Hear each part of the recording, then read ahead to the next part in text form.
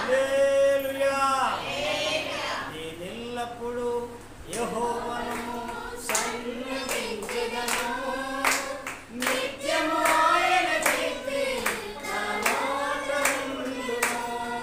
నేనెల్లప్పుడూ యెహోవాను సన్నిధించెదను, నిత్యము ఆయన ఆమేన్. కీర్తి. ప్రభు పరిశుద్ధమైన నామానికి మహిమ కలుగును గాక. కూడి వచ్చిన దేవుళ్ళందరికీ శుభములు ఆశీర్వాదాలు దేవుడు దయచేయను గాక. ఆమేన్. దేవుడు ఆయన విమోచకుడు. మన దేవుడు ఎవరంటే, మన దేవుడు విమోచకుడు అంటే ప్రతి పరిస్థితుల నుంచి కూడా విడిపించగలిగిన విమోచకుడు. ఆయన ఆ విమోచకుడు ప్రతి సర్వమానవాల్ని విమోచించడానికే దేవుడు, ఎందుకంటే సర్వమానవాళి కొరకు ఆ కలువరి శిలువలో బలియాగమైపోయి, అంటే ఎలాంటి పాపం నుంచైనా కానీ, ఎలాంటి శాపం నుంచైనా కానీ, దేని నుంచైనా విమోచించడానికి ఆయన సర్వశక్తి కలిగిన దేవుడే. ప్రజలాడు హల్లెలూయా. అందుకే ఇర్మియా ప్రవక్త అంటాడు కదా, నా విమోచకుడు బలవంతుడు. ఇర్మియా అనే మాట ఏంటంటే, నా విమోచకుడు ఆయన ఎవరు అంటే బలవంతుడు. దేవుడి దేవుని ద్వారా ఆయన ఎలాంటి పరిస్థితుల నుంచి అయినా కానీ ఆయన విడిపించగలిగిన వాడు కనుక ఆయన ఎవరంటే బలవంతుడైన దేవుడు. ఎందుకనంటే ఆయన విమోచకుడు కనుక ఆయన ప్రతి పరిస్థితుల నుంచి కూడా విడిపించడానికి సమర్థుడు, ఆయన శక్తిమంతుడు అన్నట్టుగా ఇర్మియా ప్రవక్త చెప్తా ఉంటాడు. అయితే దేవుని యొక్క లేఖన భాగాల్లో కనుక చూస్తే ఆయన ఏమంటాడంటే, నా విమోచకుడు బలవంతుడు అంటే ప్రియదేవుని ద్వారా ఆయన ఎలాంటి పరిస్థితుల నుంచి అయినా కానీ ఆయన విడిపిస్తా అంటాడు. ఎందుకనంటే ఆయన ఆయన ఎలాంటి పరిస్థితులైనా కానీ ఆ విమోచకుని దగ్గరికి కనుక మనం వస్తే ప్రతి పరిస్థితుల నుంచి కూడా, ప్రతి సమస్యల నుంచి కూడా ఆయన విడిపించగలిగిన సమర్థుడు, శక్తిమంతుడు అన్నట్టుగా బైబిల్ లేఖన భాగాల్లో ఉంటుంది. చూడండి, ఇర్మియా గ్రంథం 50వ అధ్యాయము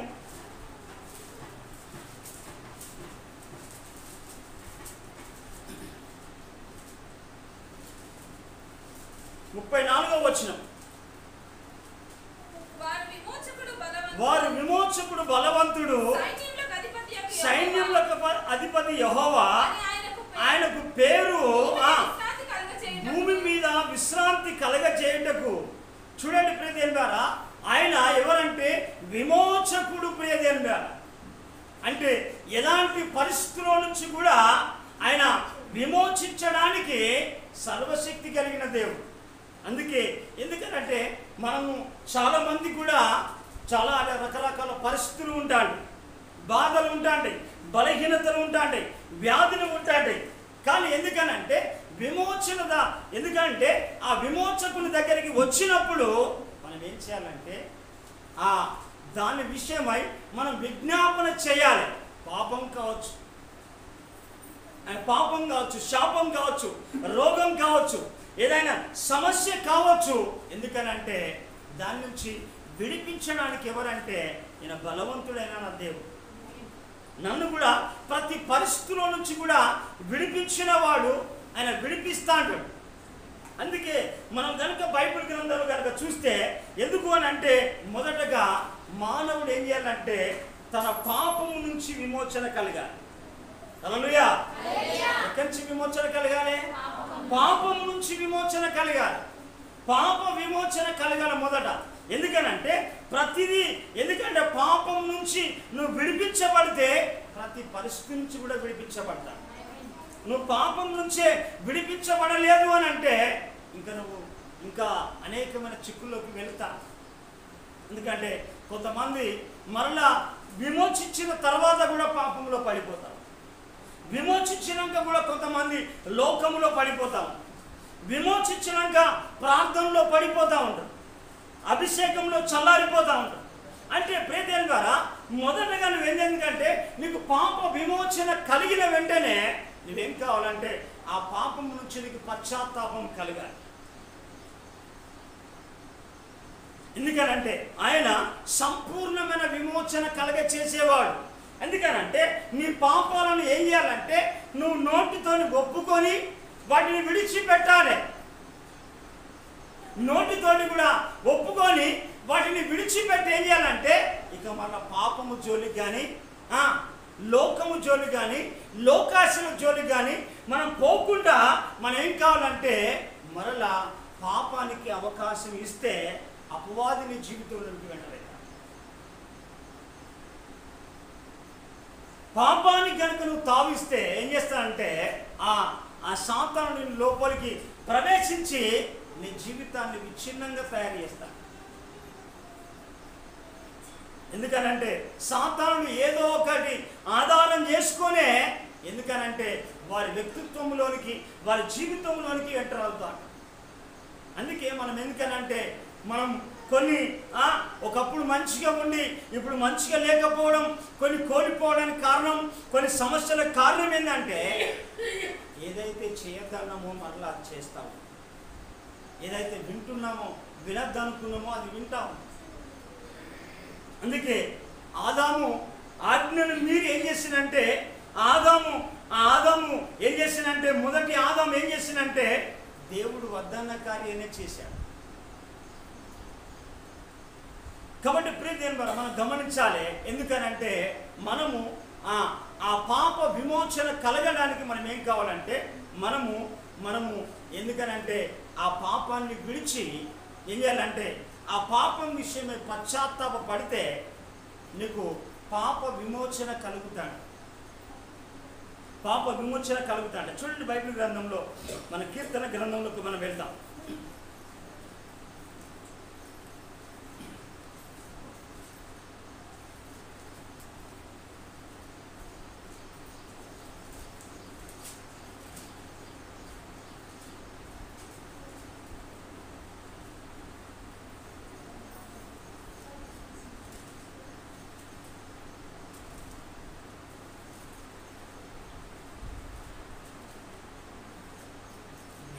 కూడా ఉన్నానయ్యా నన్ను వాడుకో యేసయ్యా, నేను కూడా ఉన్నానయ్యా నన్ను వాడుకో యేసయ్యా, పనికిరాని పాత్రనని నన్ను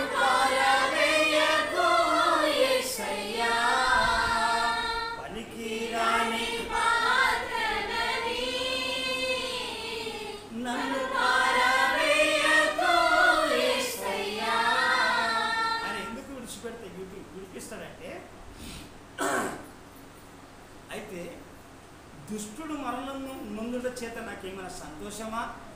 వాడు తన ప్రవర్తనను దిద్దుకొని బ్రతుకుటే నాకు సంతోషం అంటుంది. అందుకే దుష్టుని కూడా ఏం చేసినంటే దుర్మార్గుని కూడా దేవుడు విడిచిపెట్టేవాడు కాదు. అందుకే ఆయన ఎందుకనంటే ఆయన ఆ విమోచకుడు గనుక, ఎందుకనంటే ఇర్మియానైతే భయంకరమైన పరిస్థితుల నుంచి కూడా విడిపించాడు. ఇర్మియా కాలంలో ఏం చేశానంటే ఆయనను భూమి లోపలికి ఇక్కడి వరకు కూడా మెడ వరకు కూడా ఏం చేశానంటే భూమిలోకి పాతి తల కనబడేటట్టే పెట్టి ఏం చేశానంటే అన్నం చపాతీనిచ్చాడు. అలాంటి పరిస్థితుల నుంచి విమోచించిండు దేవుడు ఇర్మియాని. అంటే ఒక అంతుకు అనుకోవచ్చు, అది పాతాళం అనుకోవచ్చు, అది శాపం అనుకోవచ్చు, ఆయన అది భయంకరమైన ఉపద్రవంలో నుంచి విడిపించాడు. కానీ ప్రతి ఒక్క వ్యక్తిని కూడా విడిపించడానికి సమర్థుడు. చూడండి 130వ కీర్తన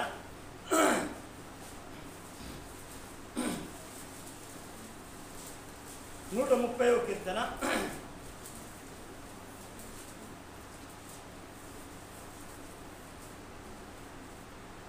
3-4 వచనాలు చదువుదామా? యెహోవా నీవు దోషములను కనిపెట్టి చూచిన ఎడల ప్రభువా ఎవరు నిలవగలడు? ఎందుకనంటే దేవుడు గనుక దోషాలను గనుక కనిపెడితే ఎవరు కూడా, ఎందుకనంటే ప్రదేం ద్వారా ఎవరు నిలవలేదు. అయితే మనం ఏం కావాలంటే కావాలంటే దేవుడు ఏం చేసిందంటే మానవుణ్ణి కొంచెము తక్కువగా చేసింది. ఎందుకనంటే ఈ కొంచెము తక్కువగా ఆయనతో సహవాసం చేస్తా అంటే ఆయన సన్నిధిలో గడుపుతా అంటే ఆయన సన్నిధిలో మొరపెడతా ఉంటే దేవుడు ఆ మహిమ ద్వారా ఏం చేస్తానంటే నిన్ను సంపూర్ణంగా చేస్తాను ఆయనతో నడుస్తూనే. అయితే నువ్వు చేసి తెలిసి చేసినవో తెలియక చేసినవో లేకుంటే పొరపాటున జరిగిపోయిందో ఏం చేయాలంటే ఆ పాపముల గురించి నువ్వు పశ్చాత్తాపడాలి.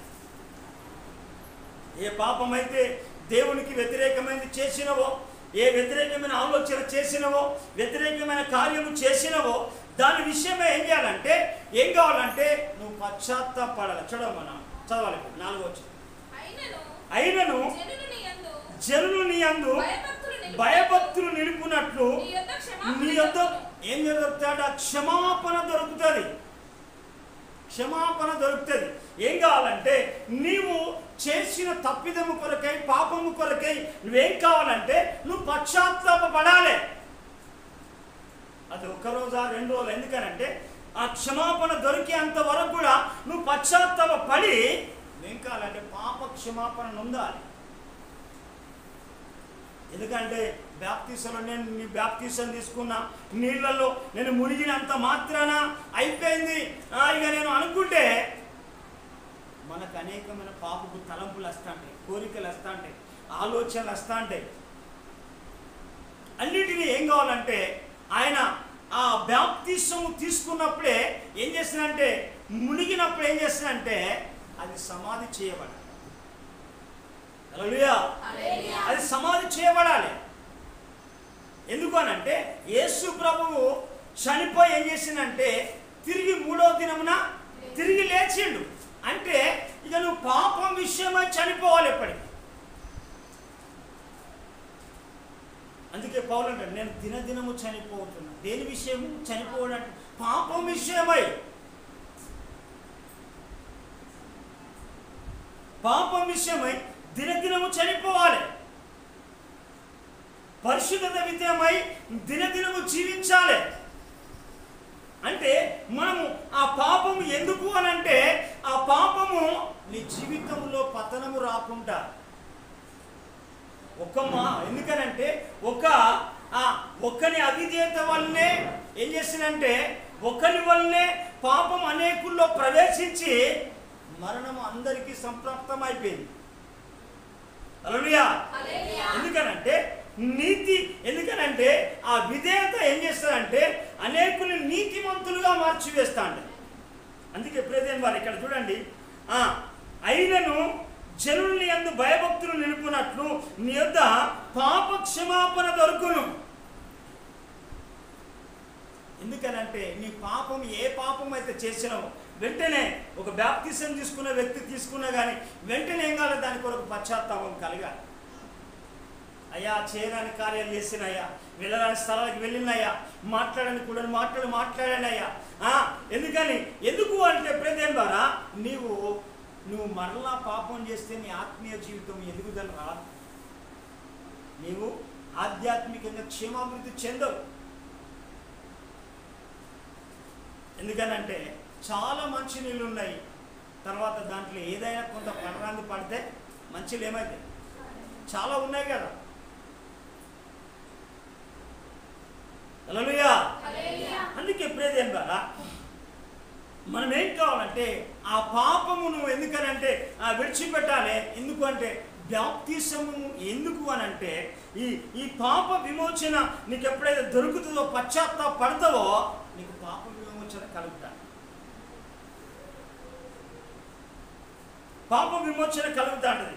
ఎప్పుడు అనంటే ఎలాగంటే చూడమ్మా 5వ వచనం చదవమ్మా. యెహోవా కొరకు నేను కనిపెట్టుకొనుచున్నాను, నా ప్రాణం ఆయన కొరకు కనిపెట్టుకొనుచున్నది, ఆయన మాట మీద ఆశ పెట్టుకొని ఉన్నాను.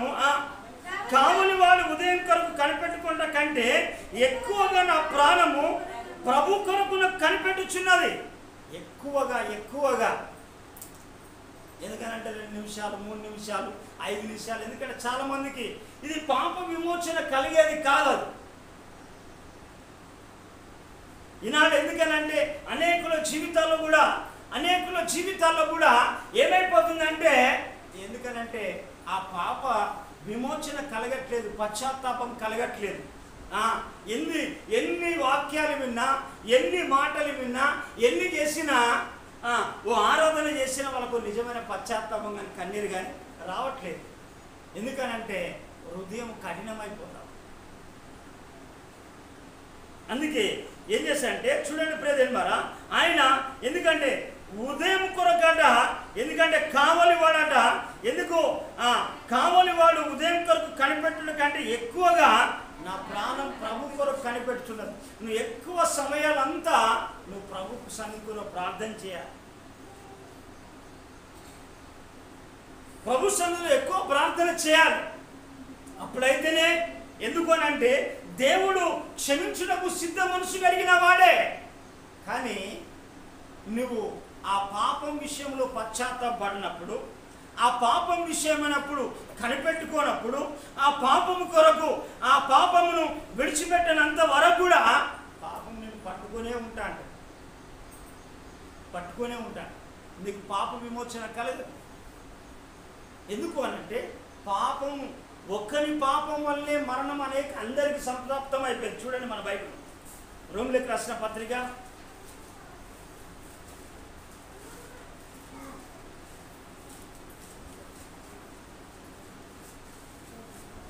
5వ అధ్యాయం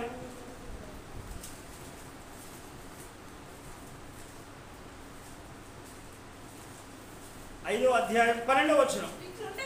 ఇట్లుండగా ఒక మనుష్యుని ద్వారా పాపము ద్వారా మరణమును లోకములో ఎలాగూ ప్రవేశించునో అలాగుననే మనుషులందరూ పాపము చేసినందున మరణము అందరికీ సంప్రాప్తమాయను. అందరికీ. ఎందుకంటే ప్రియదేవుని ద్వారా ఎందుకనంటే 2 మరణాలు ఉంటాయి, ఆత్మీయ మరణం, భౌతిక మరణం. ఎందుకనంటే అందుకే ఈ మనం చేసిన పాపాల కొరకు మనము ఏం చేయాలంటే పశ్చాత్తాపడి ఆ పాపాన్ని విడిపించి, ఆ పాపం నుంచి విడిపించబడి పశ్చాత్తాపడి పాప విమోచన కలగాలి. పాప విమోచన కలిగిన తర్వాతనే బాప్తిసం తీసుకోవాలి. హల్లెలూయా, హల్లెలూయా. ఎందుకనంటే ఆ పాప విమోచన కలగనంత వరకు కూడా, ఎందుకనంటే నీకు నామకార్థంగానే జీవిస్తాను. నామకార్థంగానే జీవించేం చేస్తానంటే ఈ నామకార్థమైన జీవితము పరలోకానికి నీకు తీసుకుపోదు. ఎప్పటికీ నువ్వు ఎక్కువగా దేవుని కొరకు కనిపెట్టుకుంటా అంటేనే ఆ పాప విమోచన అనేది కలుగుతా ఉంటుంది. అప్పుడే ఏం చేస్తానంటే సంపూర్ణమైన విమోచన కలగజేస్తా అంటాడు. అందుకే ఎందుకు అని అంటే యేసు ప్రభు చెప్పాడు కదా, పాపం అంటే ఒక స్త్రీని మోహపు చూపుతో చూసినప్పుడే చెప్పాలి. చూడాలమ్మా మత్తయి సువార్త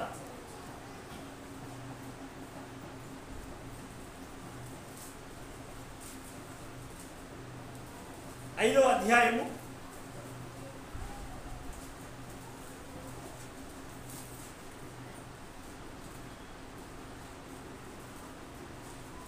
5:28. నేను నీతో చెప్పునదేమనగా ఒక స్త్రీని మోహపు చూపుతో చూచు ప్రతివాడు అప్పుడే తన హృదయమందు ఆమెతో వ్యభిచారం చేసినవాడగును. చూడండి ప్రియదేవుని ద్వారా మనం ఎందుకనంటే అది స్త్రీ అయినా పురుషుడైనా అంతే. ఎందుకనంటే మనము చూడాలి. ఎందుకు అనంటే అంత పరిశుద్ధత కలిగి మనం జీవిస్తేనే రేపటికి పరలోకములో మన రాజ్యంలో చేర్చబడాలి. అతి ఎక్కువగా ఎందుకనంటే మనం లోకంలో ఉంటాం కనుక మాటల ద్వారాను వినికిడి ద్వారాను. ఎందుకు అనంటే భక్తులు చెప్తున్న మాట విస్తారమైన దోషం, మాటల్లో దోషం ఉండక మానదు. ఆజ్ఞాధికారమే పాపం. ఎందుకు అనంటే ఇంకొక మాట చెప్పాలి అనంటే మేలైనది చేయనది కూడా చేయకపోవడం పాపమే. అందుకే విశ్వాసం మూలంగా కానిది ఏదైనా కూడా పాపమే. అందుకే మన జీవితంలో మనం గమనించాలి. ఎందుకనంటే దేవుడు మీకు ఒక పాప విమోచన కలగ చేయాలి. ఆజ్ఞాధికారమే పాపం. అందుకే మనము మానవులంగా లోకంలో ఉంటున్నాం కనుక అప్పుడప్పుడు మనం తప్పిపోతూ ఉంటాం. దాని విషయమై మనం ఎప్పుడు పశ్చాత్తాపడి పాప విమోచన కలగాలి. ఎందుకంటే ఉదయం కొరకట కావాలి వాడు ఉదయం కొరకు కనిపెట్టుకోండి కంటే ఎక్కువగా ప్రభు కొరకు కనిపెట్టుకుంటే నీకు పాప విమోచన కలుగుతుంది. Praise the lord. హల్లెలూయా. ఇంకొక మాట చూడమ్మా, 130వ కీర్తన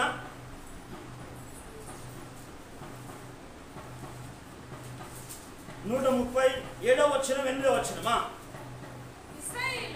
ఇశ్రాయేలు యెహోవా మీద ఆశ పెట్టుకొనుము, యెహోవా యొద్ద కృప దొరుకుతుంది. ఎందుకంటే కనిపెట్టిన కొద్దీ ఏం చేస్తానంటే నీకు విమోచనతో పాటు కృప.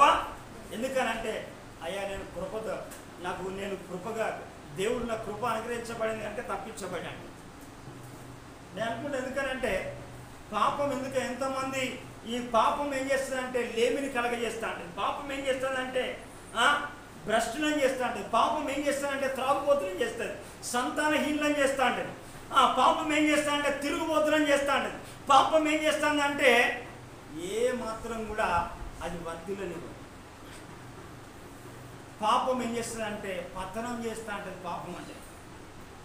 అందుకే ఇక్కడ చూడండి, యెహోవా యొద్ద కృప దొరుకును, ఆయన యొద్ద సంపూర్ణ విమోచన దొరుకును. ఏంటిదట? మామూలు విమోచన, సంపూర్ణమైన విమోచన దొరుకుతా అంటే. నువ్వు ఎందుకనంటే నీ జీవితంలో ఎప్పుడు కూడా సంపూర్ణమైన విమోచన. ఎందుకనంటే ఇక నువ్వు విమోచించబడాలి అని అంటే నీతో పాటు నీ కుటుంబాన్ని కూడా విమోచించడానికి దేవుడు 100 మార్గాలు తెరిచాడు.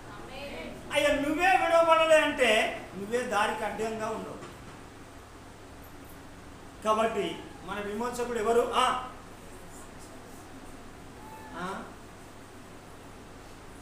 ఎవరమ్మా?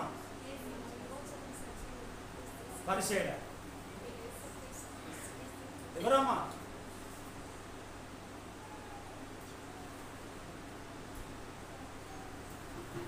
మన విమోచకుడు బలవంతుడు. దేని నుంచి అయినా ఏ పరిస్థితుల నుంచి అయినా విడిపిస్తాడు. ఇర్మియాను నాశనం అనే గోతి నుంచి తప్పించండి. ఎందుకనంటే పాపము ఆయనకి ఇష్టం కాదు. పాపమును విడిచిపెడితేనే నువ్వేం కావాలంటే ఆయన నిన్ను ఆ పాపము నుంచి విమోచించిన తర్వాతనే ప్రతి పరిస్థితుల నుంచి విడిపిస్తాడు. Praise the lord. హల్లెలూయా. మొదటిది విమోచన. ఎందుకనంటే తర్వాత నువ్వు బాప్తిసం తీసుకున్న తర్వాత ఏం చేయాలంటే నోటితోని ఒప్పుకొని ఆయన రక్షకుడని ఒప్పుకొని ఏం చేయాలంటే ఒప్పుకోవాలి. నోటితోటి ఒప్పుకొని హృదయమందు విశ్వసించాలి ఆయన ప్రభు నా కొరకే చనిపోయి తిరిగి లేచిండు అని.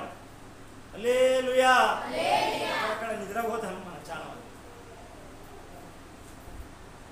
ఎందుకనంటే చూడండి ప్రేదేన్ బారా, ఎందుకనంటే చాలా మంది అయిపోయింది. ఎందుకనంటే బాప్తిసం ఇట్లా చేయకుండా నువ్వు ఒప్పుకోకుంటే జరగదు.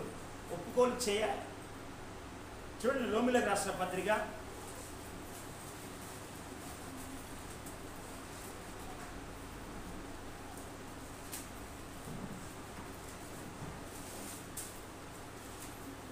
10వ అధ్యాయము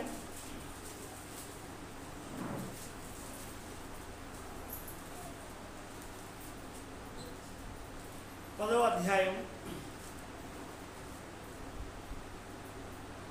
6 నుంచి చదువుదామా.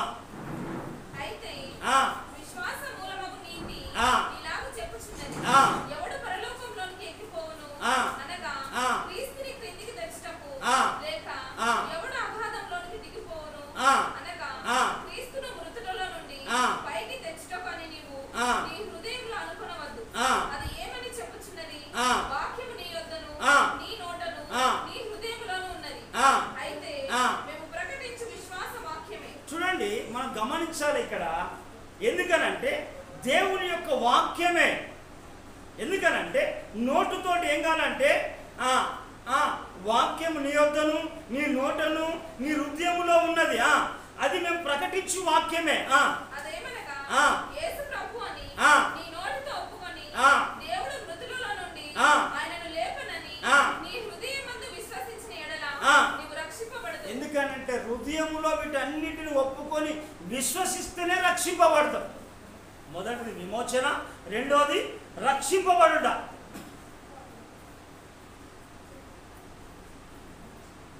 ఎందుకు అనంటే మనం కనుక ఇలా ఒప్పుకోకుండా, ఎందుకంటే చాలామంది ఇటు అటు రెండు రకాలుగా ఉన్నారు. ఈ రెండు రకాల జీవితాలు వేషధారణ కంటే భయంకరం, పాపం కంటే భయంకరం. అందుకే అనేకుల జీవితాలు ఏం చేస్తారంటే ఈ అభివృద్ధి కాకపోవడము, ఆధ్యాత్మికమైన జీవితం అభివృద్ధి కాక, వాళ్ళ కుటుంబంలో నిజమైన పునాది పడక, వారి ద్వారా అనేకులకు రక్షణ కలగట్లేదు. ఎందుకనంటే మళ్ళా మందిరానికి రావడం, దేవుని దగ్గర రావడం, పాపం చేయడం, అబద్ధం ఆడడం, దేవునికి దూరం కావడం, చల్లారిపోవడం, ఇదే అయిపోతాను.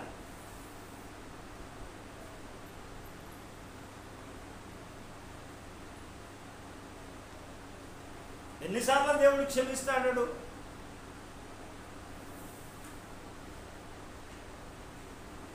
హల్లెలూయా. చదవమ్మా.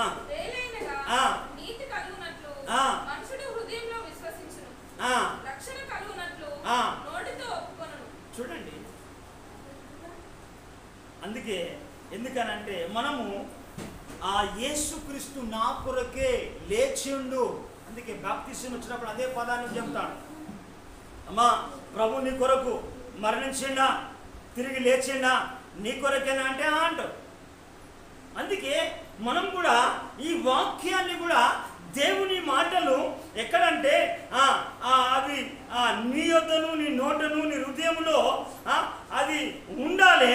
అది మేము ప్రకటించు విశ్వాస వాక్యమే. దేవుడు నాతోనే మాట్లాడుతాడు, నన్ను సరి చేసుకోవడానికి, నా హృదయాన్ని సరి చేసుకోవడానికి, నా ఆలోచన సరి చేసుకోవడానికి అని మనం విశ్వసించాలి. విశ్వసిస్తేనే నువ్వేం చేస్తావంటే అక్కడ విమోచించబడిన తర్వాత, పాపం నుంచి విమోచించబడిన తర్వాత, ఒప్పుకున్న తర్వాత రక్షింపబడతావు. రక్షింపబడిన తర్వాత నువ్వేం కావాలంటే నువ్వు బాప్తిసం పొందాలి. హల్లెలూయా. బాప్తిసం పొందాలి. అప్పుడు బాప్తిసం పొందడం అంటే క్రీస్తును ధరించుకోవడం. బాప్తిసం అనగా క్రీస్తును ధరించుకోవడం. క్రీస్తును ధరించుకొని ఏం కావాలంటే క్రీస్తును ధరించడము. ఎందుకనంటే ధరించుకోవడం ఎందుకంటే క్రీస్తు స్వభావమే లోపల కనబడాలి. మళ్ళా లోకం కానీ, లోకాశలు కానీ, లోక కార్యాలు కానీ, అల్లరితో కూడిన ఆటపాటలు కానీ, అన్యుల ఆచారాలు కానీ, లోక ఆచారాలు కానీ, లోక సాంప్రదాయాలు కానీ, లోకస్తుల్లాగా మనం ఏమి కూడా చేసినా మనం రక్షణ కోల్పోతాం. చూడండి, గల్తీలకు రాసిన పత్రిక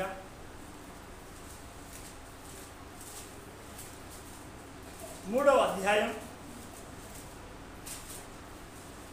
23,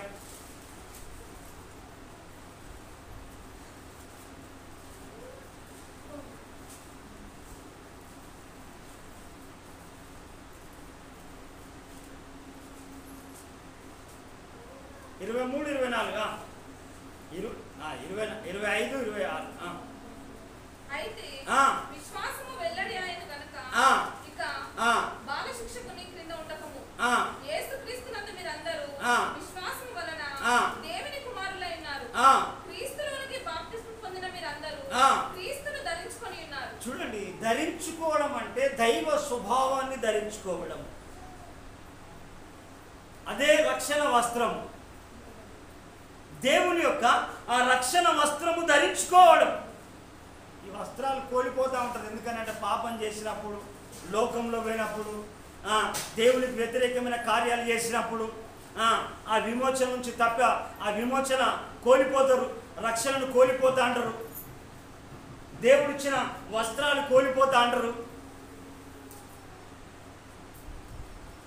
అందుకే ప్రియమైన వారా, క్రీస్తులోనికి బాప్తిసం పొందడం అని అంటే క్రీస్తును ధరించుకోవడం. ఎందుకనంటే ఇప్పుడు ధరించుకున్న వాళ్ళు ఎంతమందో,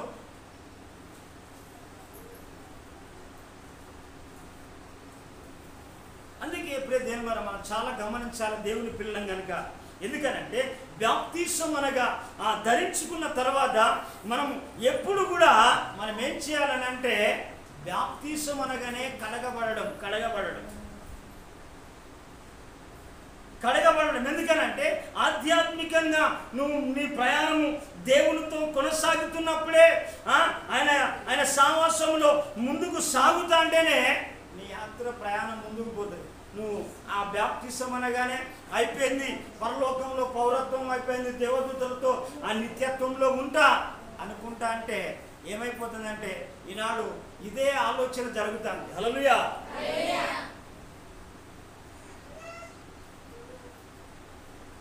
అందుకే ఎప్పుడైతే మనం గమనించాలి దేవుని పిల్లం కనుక క్రీస్తును ధరించుకోవడం. ఎందుకనంటే క్రీస్తు స్వభావం రావాలి, క్రీస్తు మనస్సు రావాలి, క్రీస్తు ఆలోచన రావాలి, క్రీస్తులాగా పరిచర్య చేయడం, క్రీస్తులాగా విజ్ఞాపన చేయడం, క్రీస్తులాగా. ఎందుకనంటే ఇది చేయడమే నువ్వేంగానంటే క్రీస్తును ధరించుకోవడం.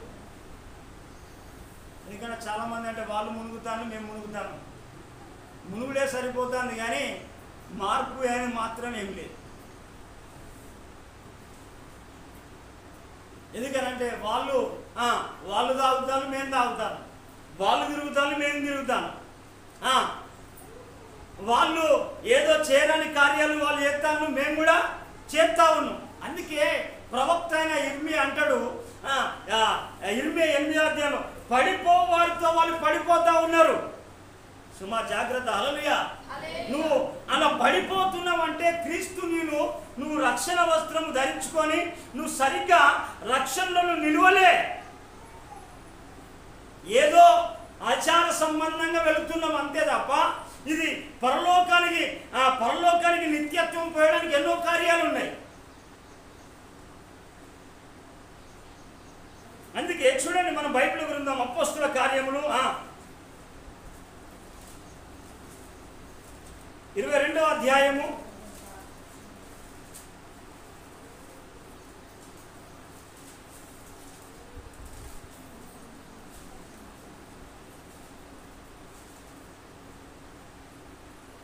22వ అధ్యాయం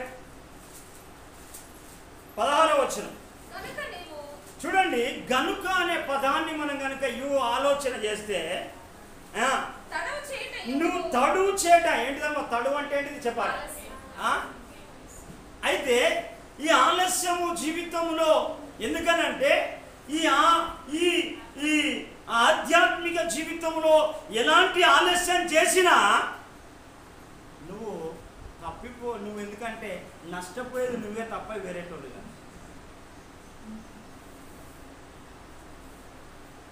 దేవుడు ఈ విషయంలో ఇక్కడ ఆయన పతనం అయిపోతా అంటే కూడా దేవుడు అబ్రహాము ప్రార్థన వినేసి దేవదూతలను పంపించేసి లోతును ఏం చేసిందంటే, లోతు ఈ పట్టణాన్ని మేము సర్వనాశనము చేయబోతున్నాం అని అంటే లోతు అనే మాట ఏంటిదో చూడమ్మా. ఆదికాండం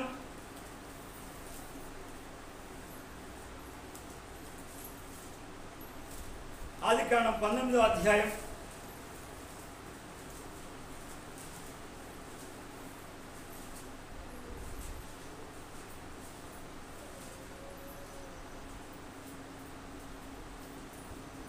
19వ అధ్యాయము 14 నుంచి చదువుదామా. లోతు బయటికి వెళ్ళి తన కుమార్తెలను పెళ్ళాడనైన తన అల్లులతో మాట్లాడి లెండి ఈ చోటుని విడిచిపెట్టి రండి, యెహోవా ఈ పట్టణమును నాశనం చేయబోతున్నాడని చెప్పాను. అయితే అతడు తన అల్లుల దృష్టికి ఎగతాళి చేయమనవలెనుండెను. ఎట్లున్నాడటమ్మా? సల్లారితే గంతే, ఏ కుటుంబంలో కూడా గంతే. పడిపోయిందామంటే నువ్వు ఎగతాళికే తయారైతాడు. లోకం ఎగతాళి తయారు చేస్తుంది, నీ ఇంట్లో వాళ్ళు ఎగతాళి చేస్తారు. ఎందుకనంటే ఇదంతా మనం చూస్తే ఇక్కడ ఆయన ఎగతాళి కారణంగా ఉన్నది.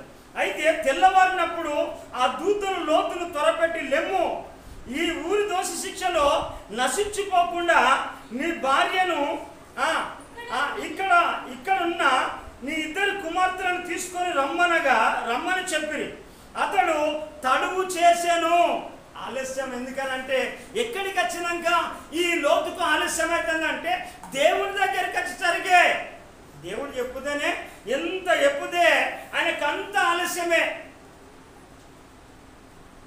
తడువు ఎందుకనంటే లోకంలో చాలా మంది కూడా ఉన్నదా అదేంటిదంటే ఈ లోతాత్మ పనిచేస్తానని సావకపోతే వాళ్ళు దేవుని రాజ్యానికి కాదు నరకానికే వెళ్తారు.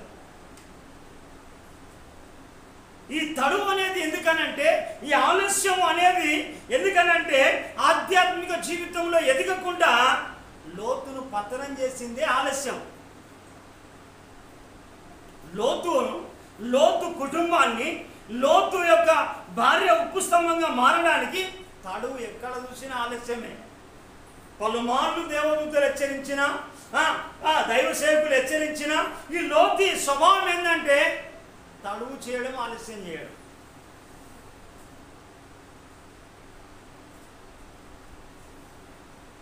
అందుకే లోతు ఏం చేసిందంటే అక్కడ చెప్పినప్పుడు కూడా అంత తడువు చెప్పినప్పుడు కూడా ఏం చేసిందంటే అతడు తడువు చేసాను. అదే ఉన్నదా అమ్మ? వేరేనా? హల్లెలూయా.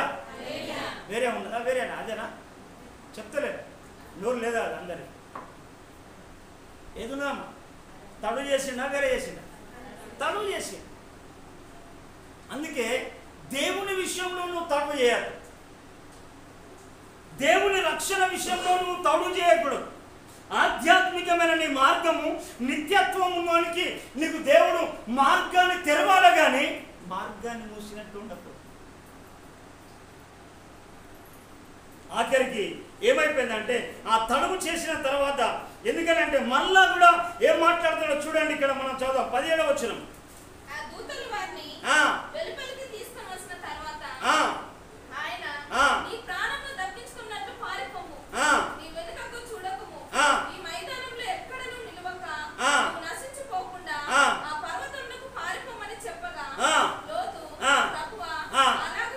చూడు మన ఏంటంటే ఎందుకనంటే ఏదయ్యా లోతు అని అంటే అయ్యా కాదు, అలా కాదయ్యా, ఇట్లా కాదయ్యా, అట్లా కాదయ్యా, ఇట్లా కాదంటే ఆఖరికి సొదొమ గొమొర పట్టణంలో పట్టణమైనట్టుగానే ఈ ఆలస్యమైన వాళ్ళంతా కూడా వాళ్ళు ఎందుకంటే ఆధ్యాత్మికంలో పతనమైపోతాడు.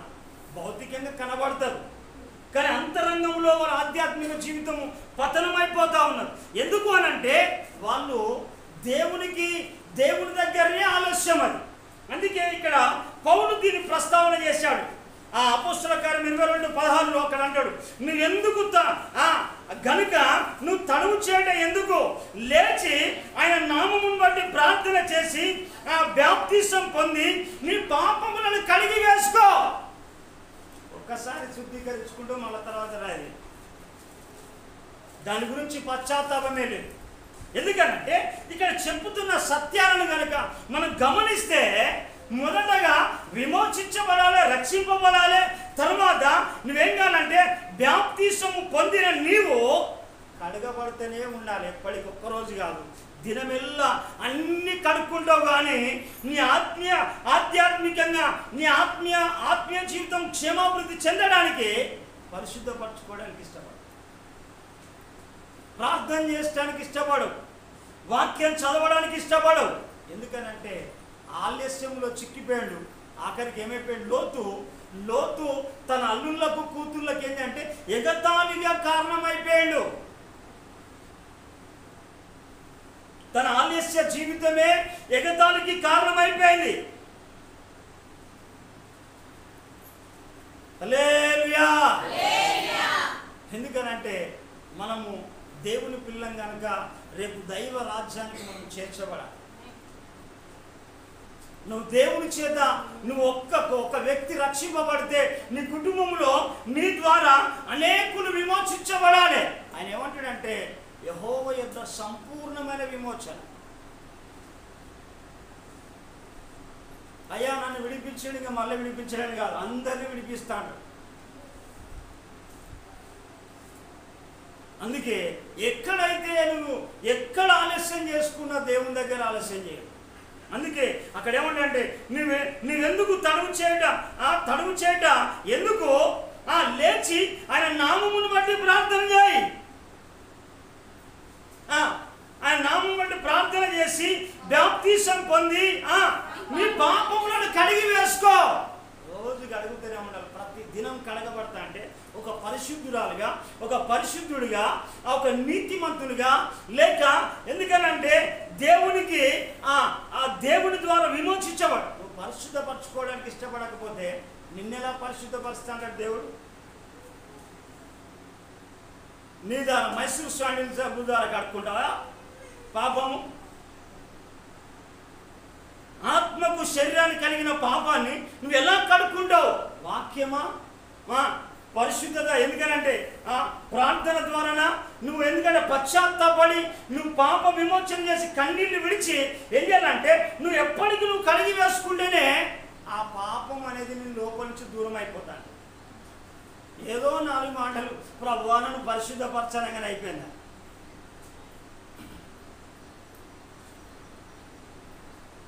కడిగి వేయబడాలి. ఎందుకనంటే వాళ్ళతో అయ్యా నలుగురిలో నారాయణ, గుంపులో గోవిందం.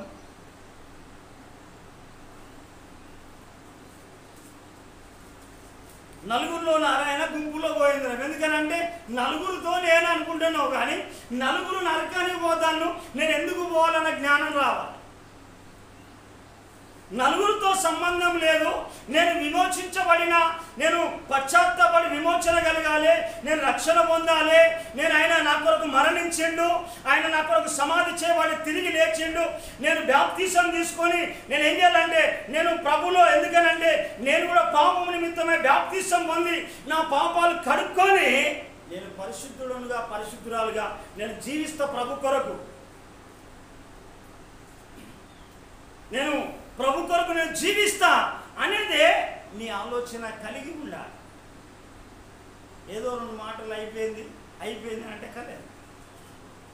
కాబట్టి ప్రియదేవ ద్వారా మనం గమనించాలి.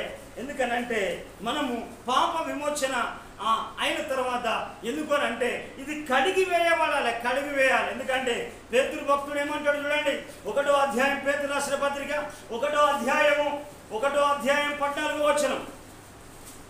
స్పీడ్ చేయాలమ్మా. నేను పరిశుద్ధుడనై ఉన్నాను కనుక మీరును పరిశుద్ధులై ఉండుడి.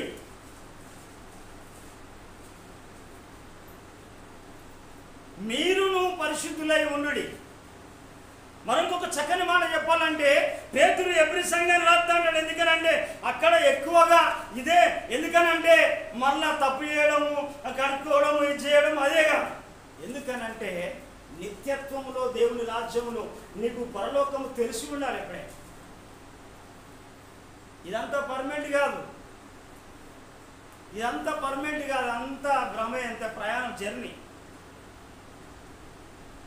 అందుకే భక్తులను స్థిరమని నమ్మకు ధరయెవ్వరికి పరలోకమే స్థిరము. ఎందుకనంటే స్థిరమైంది పరలోకమే. ఇదంతా బ్రహ్మ ఛాయ. రేపు ఎందుకనంటే పంచవేంద్రముతో పేతురు భక్తులు రాస్తాడు, పంచవేంద్రముతో సహా ఇది లయమైపోతుంది.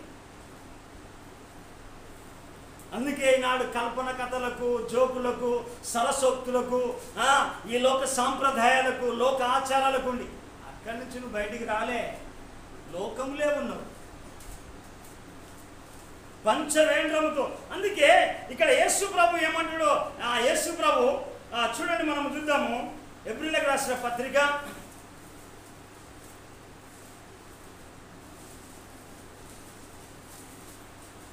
4వ అధ్యాయము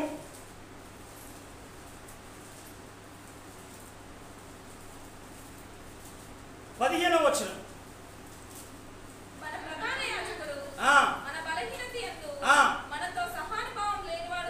మనతో సహానుభావం లేనివాడు కాడు గాని సమస్త విషయములలోనూ మన వలనే శోధింపబడి పడినను పాపము లేనివాడుగా ఉన్నాడు. ఆయన కూడా శోధింపబడ్డాడు. ఇక్కడ అబ్బో అది శోధించింది, శాస్త్రులు పరిచయులు శోధించిండు, ప్రధాన యాజకులు శోధించిండు, శోధకుడు ఉన్నాడు, పాపము లేనివాడిగా ఉన్నాడు. అందుకే అక్కడ పేతురు మాట్లాడే మాట ఏంటిదంటే ఆయన, ఎందుకంటే పరిశుద్ధుడైన ప్రకారము మీరును పరిశుద్ధులై ఉండాలి. ఇంకా కిందికి వచ్చినాక సమస్త ప్రవర్తన యందు చదువునాడు.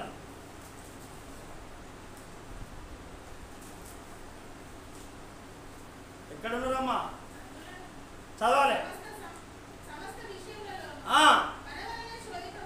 అక్కడ కాదు, మొదటి పేతురు రాసిన పత్రిక నేను చెప్పిన.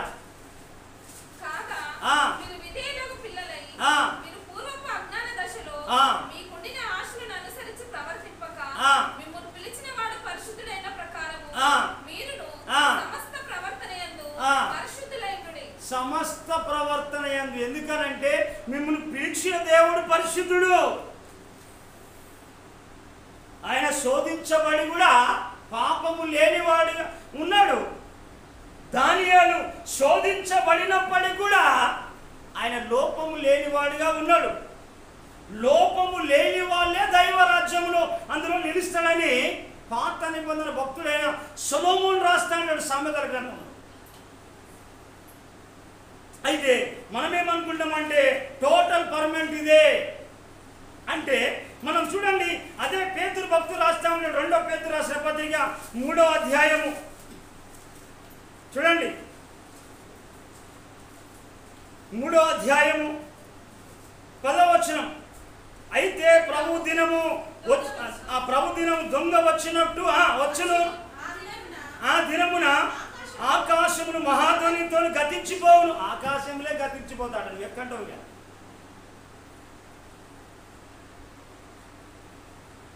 ఆకాశమును మహాధ్వనితో గతించిపోవును. ఏంటో పంచభూతములను మిక్కటమైన వేండ్రముతోను లయమైపోవును. భూమియు దాని మీద కృత్యములు కాలిపోవును. భూమి మీద అంతా కూడా కాలిపోతుంది. నేను మా పాపం మా పాస్టర్ అమ్మ చెప్పినాను, ఏం చేయలేనా. సురేష్ పాస్టర్ గారు బాగా సేవ చేసిండు, పెద్ద చర్చి కట్టిండు, సేవకులను వాళ్ళ తయారు చేసిండు. ఆయన చనిపోయాడు. రేపు కూడా మనం ఏం తేలే, మన జీవితం కూడా కంటే పర్మనెంట్ వెళ్ళి ఉంటే ప్రభు కొరకు చేస్తే సేవ చేస్తాం, లేకుంటే వెళ్ళిపోవాలి. పర్మనెంట్ వెళ్ళి.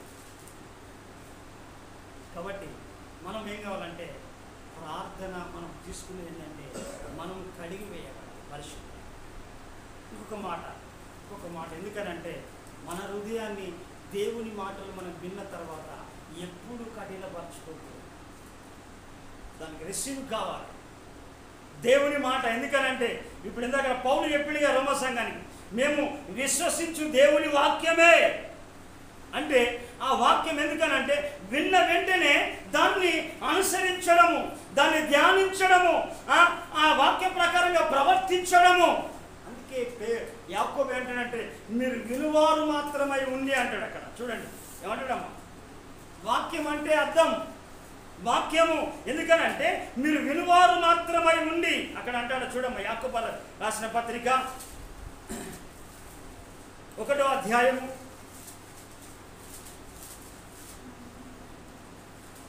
22వ వచనం. మీరు వినువారు మాత్రమే ఉండి మిమ్మును మీరు మోసపుచ్చుకొనకుండా వాక్య ప్రకారము ప్రవర్తించువారునే ఉండుడి. ఎందుకనంటే వాక్య ప్రకారంగా ప్రవర్తించే వాళ్ళమై ఉండాలి. అందుకే సొలొమోను కూడా అంటాడు, ఎందుకంటే ప్రసంగి రానంటాడు, నువ్వు మందిరానికి పోనట్టు నీ ప్రవర్తన జాగ్రత్తగా చూసుకోను. మనం తన ప్రవర్తన విషయమై అజాగ్రత్తగా ఉండువాడు సచ్చినవాడై ఉండును. సచ్చిన వానికి జాగ్రత్తలు తెలియదు. అందుకే మనం ఏం కావాలంటే వాక్యాన్ని విని వాక్యానుసారంగా జీవించాలి, వాక్యానుసారంగా ప్రవర్తించాలి. ఎందుకు అనంటే ఆ వాక్యము నడిపించినట్టుగా మనం నడవాలి. అందుకే ఎందుకనంటే మనం విన్న మాట ఎందుకంటే దానికి లోబడాలి. కారణం ఏంటంటే హృదయాన్ని కఠినపరచుకోవడం అంటే బండ హృదయం, ముండి హృదయం, రాతి హృదయం అవుతాడు. దేవునికి ఏ హృదయం ఇష్టమైందంటే విరిగిన మనసు, నలిగిన హృదయమే ఇష్టమైన బలి. విరిగి నలిగిన హృదయాన్ని ఆయన అలక్ష్యము చేయడు. అంటే నువ్వు దేవుని దగ్గరికి వచ్చినప్పుడల్లా, నువ్వు విన్నపించినప్పుడల్లా ఒక పావురానికి ఎప్పటికీ కన్నీటి చుక్క తిరుగుతా అంటే కళ్ళని. నువ్వు ఎప్పుడు కూడా నీ కుటుంబం కొరకో, నీ ఆధ్యాత్మిక జీవితం కొరకో, అభిషేకం కొరకో, ఆశీర్వాదం కొరకో, బలం కొరకో ఏం చేయాలంటే నీ కన్నీళ్లు ప్రభు చూడాలి. విరిగిన మనసు నలిగిన హృదయం నాకు ఎందుకనంటే ఇది కాకపోతే, ఎందుకనంటే హృదయాన్ని కఠినపరచుకుంటే కీడులో పడిపోతాడు, నష్టములో పడిపోతాడు, దుష్టత్వంలో పడిపోతాడు. ఎందుకనంటే ఎవడు దీనుడైన సన్నిధిలో విరిగి నలిగిన హృదయం కలిగిన వాడు వాన్నే నేను దృష్టిస్తానంటాడు. అంటే ప్రియదేవుని ద్వారా విరిగి నలిగిన హృదయం కావాలి. విరిగి నలిగిన హృదయాన్ని దేవుడు అలక్ష్యం చేయడు. ఎందుకనంటే మనము ఎన్నో విన్నప్పటికీ కూడా ఒక మాట పశ్చాత్తాపం, కన్నీళ్ళు కావాలి. ఒక్కసారి నీళ్ళు తిరిగానే ప్రభుని కనికరం రావాలి, ప్రేమ రావాలి, దయ రావాలి, వాత్సల్యత రావాలి.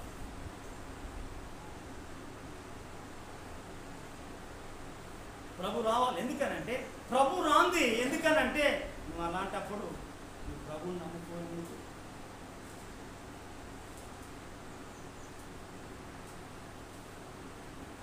హృదయాన్ని కఠినపరచుకోవద్దు. విన్న తర్వాత, దేవుని మాటలు విన్న తర్వాత హృదయాన్ని కఠినపరచుకోకూడదు. చూడండి మాట చూద్దాం. కీర్తనల గ్రంథం 51